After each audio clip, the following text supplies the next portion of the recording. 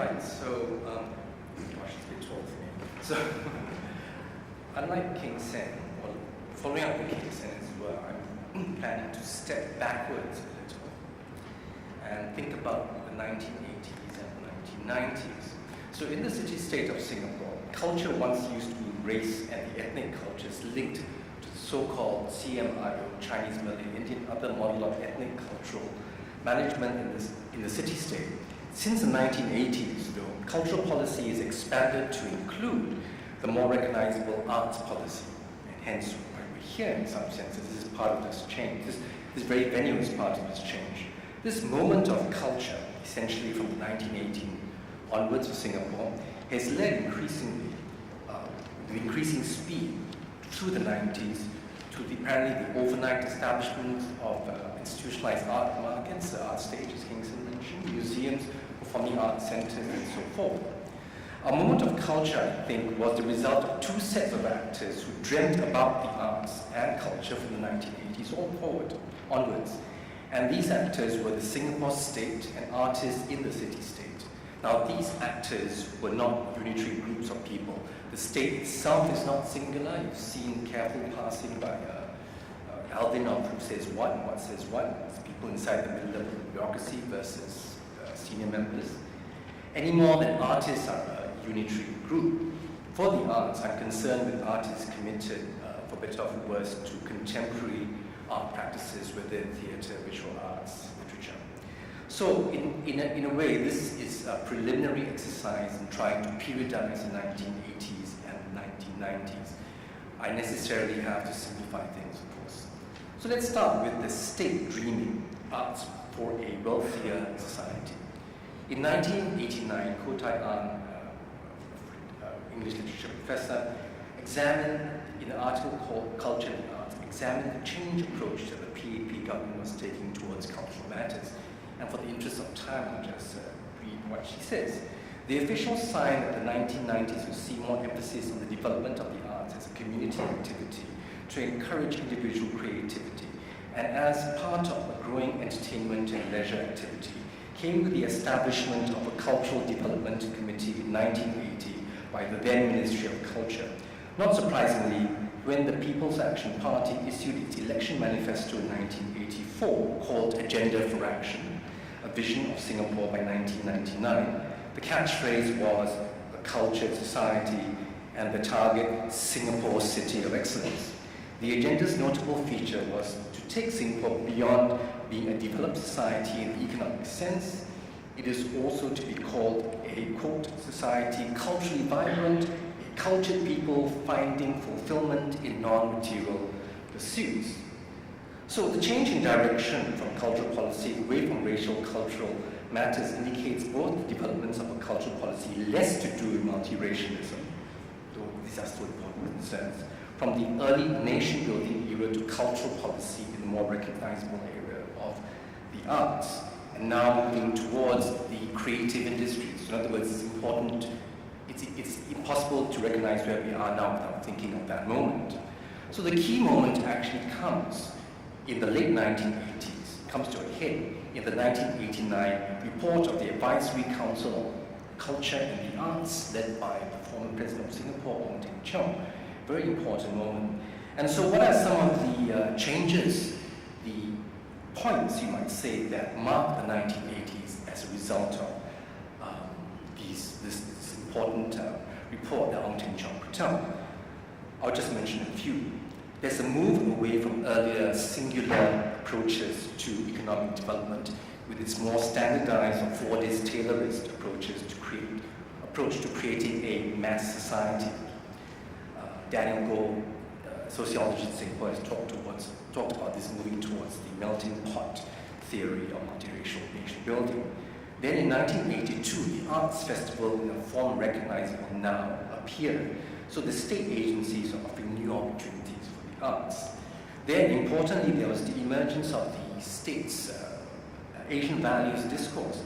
And this is interesting because it was a move away from industrial conformity and universal value of the modernization in bringing in culture as a way of speaking about economic development. You don't have to accept this, but that's roughly what it is I think that's its significance.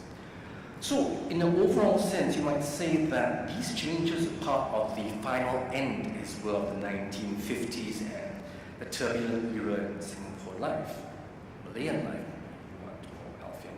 Capitalist modernity had been palpably entrenched in Singapore, and arguably this offered more security for other forms of development, as globalization had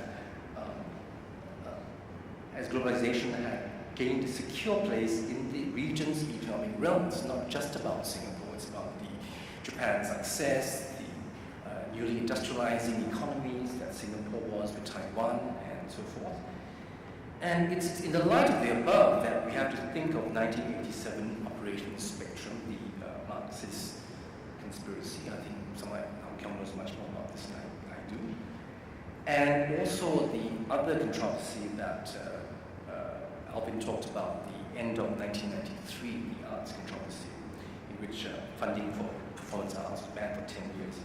How we think of those moments as blips on this larger sets of developments, were they blips, were they part of it, were a necessary part of it? Haven't reached a conclusion from that. What about the artists? The artists dreamt too in the same period. And I suppose crudely speaking, broadly speaking, we can talk about locality and identity. So dramatic developments in the approach to the arts occurred in much of the 1980s in theatre, and also by the end of the 1980s with the visual arts, with the appearance of the Artist Village, this artist collective led by Tang Da Wu. And literally a local voice, theatre moved away from people speaking. You see pronunciations, it's the only way you can speak on stage in those days, in the 70s. But also the uniqueness of Singapore identity and culture is being put forward. Let me offer you some moments. The Experimental Theatre Club's 1981 production, Nurse Angamutu's Romance, was an adaptation by theatre director Max LeBlanc, Peter Nichols, and National Health, and it featured Sita Abhishekanan and her father. This is a key moment in putting the natural Singapore voice on stage. LeBlanc then went on to adapt Brecht's Trapani opera for the 1982 Arts Festival as the Samsing and the Chetier's daughter. Arun Mahinan calls this, quote, the first ever multilingual Singapore musical. The move away from a more directly activist form of theatre by the late Gopal Kun, 1939 to 2002, release from detention under the Internal Security Act in 1980 was another key moment. He's a very important embodiment of these changes. He moves away from the sort of theatre, the social realist theatre, leavened by Brecht in the 60s, to a much more flexible, indirect form of language manipulation and direction, in which multilingualism is there, multiculturalism is there, and does quite a series of innovations. It's not that Gopal Kun suddenly embraced bourgeois individualist art. No, he crucially engaged with notions of history, tradition, and their relationship to the present, and to what a self-consciously high art could accomplish, in sharp contrast to the sort of May 4th version of that previous art that he'd been committed to. Pop musician Dick Ling also played an important part in this transformation. So there's an interesting moment of high and low being conjoined here. And he had successes in the late 80s to the early 90s with musicals such as Beauty World 1988 and Fried Rice Paradise, directed by a young director called King Sen. But you might keep in mind too that his song Fried Rice Paradise, when it first came out in 1974 as part of Life Story, was banned from the airwaves. So there you are, language is really sensitive in those days. So the question is, what happened in the 1980s?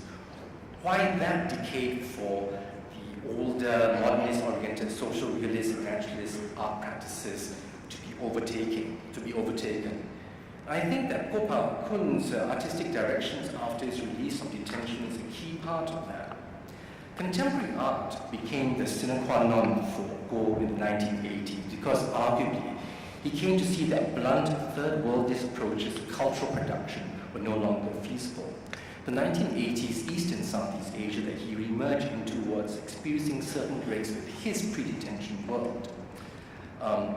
The Cultural Revolution had come to a close in Mao's death, and the arrest of the Gang of Four in 1979, which is the very year that Guo was detained. Deng Xiaoping had emerged and in 1977 launched the Beijing Spring. Arguably, the Cold War for the city-state effectively ended in 1976 rather than 1991, the collapse of the USSR. And that, by that stage, the opposition party, the Aristan Socialists, effectively no longer existed, were not a real opposition anymore. So, that, along with the fact that he was director of a place, artistic director of a place called the Substation, Home for the Arts, the arts became arguably the formation, certainly for those 2 decades, of a new public sphere in which the experimentation with content and form were part of a wish to rethink what else a Philistine, modern, capitalist Singapore culture might be.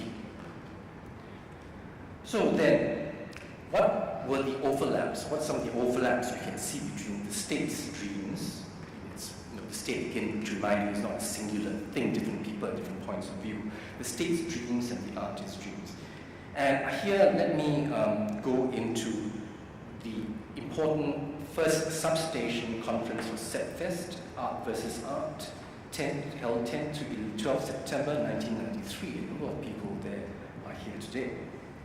So the key conference takes place at the midpoint between the 2 dynamic arts decades of the 1980s and the 90s, and allows us now in retrospect to think about how the dreams of the 2 actors overlapped, problematically, but did overlap. So we can begin with a reservation about the forthcoming Singapore, the building of the forthcoming Singapore Arts Centre, later to be called Esplanade Theatres by the Bay. And these reservations were expressed by Janadas Devan, who is now the Director of the Institute of Policy Studies and the Chief of Government Communications at the Ministry of Communication and Information, in a presentation entitled, "Is Art Necessary?" Now, Janadas argued that the presence of a centre in itself is not inevitably a problem. If after all, if there was no Singapore Art Centre, no SAC, the Substation, its experimental work, would it become the defining centre?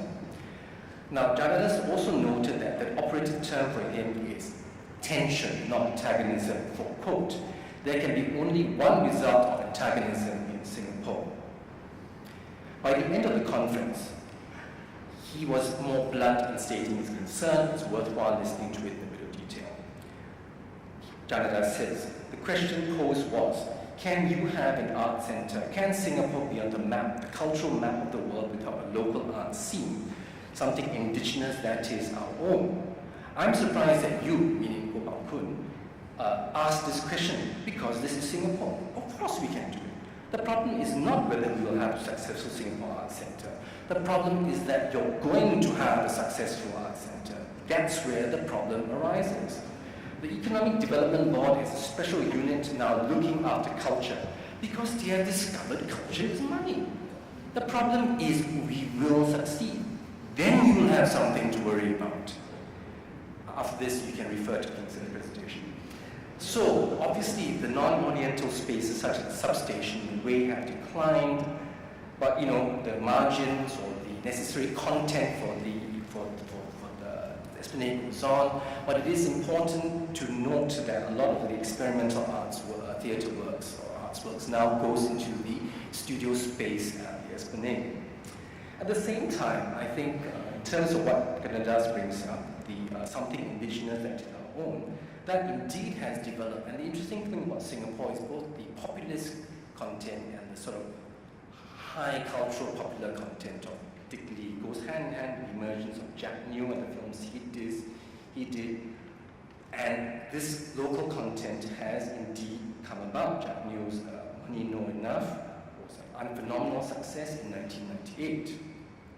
And he had the virtue of allowing Hokkien back into public life, the prescribed national dialect, as Dick Lee called it. In terms of what the arts have gained, therefore, from the 1980s, this was surfaced during the conference itself by 2 speakers, the art historian T.K. Sabapati and the late Christian Jit from Kuala Lumpur, very familiar with Singapore and has worked with Ivan King Sen, people quite a number of people here.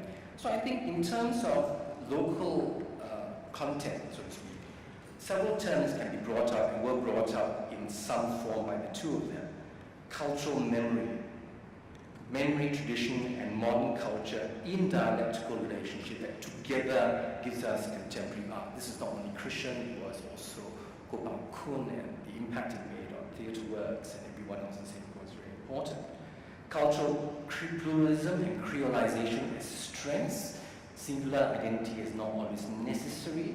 Artistic experimentation as a means for ongoing identity formation. So even Ko Pao Kun, by that stage, was able, so to speak, to theorize what he had been doing in more specific forms. He, at that conference, came up with a famous phrase that's associated with him, cultural orphans. We call ourselves multicultural, he said, but actually none of the cultures that we have inherited are whole, and then an injunction for artists. I think the cultural orphan can only find his or her own identity by transcending, by drawing whatever you can from the culture of your own ethnicity and from other cultures that you live with that are also part of your reality. And Christian observed that King Sen and theatre works drew from the region and the world, and Ko Pao Kun drew from a sort of complicated, spread out Chinese culture and East Asia region. So after this arts conference in the very same year, at the end of that year, the arts controversy in 1993 occurs with the prescription of performance art. Again, Albin's talked about this. So again, question mark. So what happens to the gains? The gains, I think, from this 2 decades have become absorbed into the Channel 5 mainstream, you might say. There was something called the Rara Show in 1993. Under One Roof ran for 6 seasons. Growing Up ran from 1996 to 2001. You can actually ask Kenneth Tan about this because he's written about these TV programs. Nostalgia, and Kurt, and you have these strange things like Mata Mata, right? Mata Mata. I didn't quite understand. I was like, it's a strange word, Mata Mata. So there's a strange past. I mean, you can assess the quality of the mainstreaming of this past so that Pai Kiang, bad boys, always wear singlets and the shirts and never buttoned up. Chinatown in Singapore has very few people in it. But as it were, the point is that this is there, Singapore English. Singlish is now seen as a point of resistance. And here it's worthwhile here quoting Kenneth Liang, who was Director of Entertainment at SBC in 1993 at a substation conference. He said, from the viewpoint of producing programs on national TV, there are restrictions. I think the most recent is the discontinuation of Singlish. I think this is Juan Chu Kang or something, I'm not sure what it was. He added, when theatre started to use Singlish, he recognizes theatre here. It was a fashion, and a pure use of Singlish was humorous. So Ko Pao Kun's death in 2002 coincided with the year of the opening of the Esplanade. And I think with that, the 1980s to 1990s as a period arguably draws to a close. Now, how do we dream? Now that these dreams, certain localities emerge into the mainstream, how do we dream? Here, I think Kingston has talked about capitalism now, and I think the image of the new Singapore, or the latest version of the new Singapore, is clearly the Marina Bay Sands Casino. But that's very interesting because it has an art science museum to it, the shopping center, but with the museum, not something that could be imagined 20 years ago. I mean, just step back. What flanks it on its left, if you look at it from the front, is the Esplanade Theatres in the Bay, and on the right is Shenton Way and Raffles Place, the sort of old downtown, old CBD. So the image of the desire of a world city comes through, I think. And I think, obviously, we've heard people talking about dreaming of the arts in this current context. Again, Kingston stressed it. So it is important to note that contemporary art in Singapore is not completely contained by capitalism's adaptive framework and continues to exceed capitalist lifestyle over containment. Still, contemporary art cannot be complacent in late capitalism's moves to be supremely creative, and particularly so in a region that has so many cities dreaming and competing to be become global cities, because it's mentioned Beijing. A too easy celebration of creativity and plural experience is manifested in the arts can be turned into commodified experiences, again Kingston's presentation. So let me end by showing you a Dick Lee excerpt from his 2004 30th anniversary concert, 30th anniversary of his professional show business life. To give you an example of dramatic nobleness that he is now sort of standard in Singapore, and that he actually helped put in place. At the same time, while he's doing this, it's important to see how he thumbs his nose at an official puritanism that sort of still exists, but it's less strong than might be. And then, just a couple of notes. He mentions to slap. This is Lee Hsien Loong as Deputy Prime Minister, I believe, threatening to slap an opposition member of Parliament as Deputy Prime Minister. And then he mentions Taiwan. Deputy Prime Minister visited Taiwan before he became Prime Minister. And there was an enormous explosion from China because he's Prime Minister, because of the One China policy. He can't visit it. But suitably, Dick ends up singing Count on Me, Singapore. And I think here we can reference some of what Alfie has said. So let's have the video. Another foreign song. Dogmatic, please excuse me while I cry. So you want to say goodbye? Dogmatic, go and die. Nina will come by.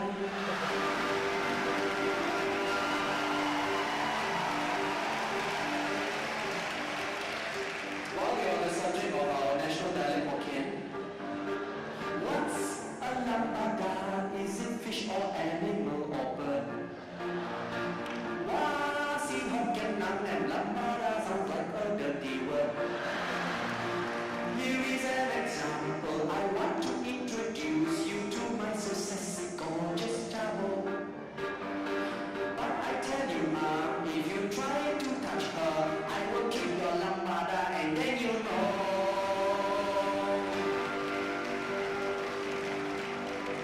And while they're on the national language, why not national song? Some of them are nice, the ones I write. But some of them are just crap. Like this one.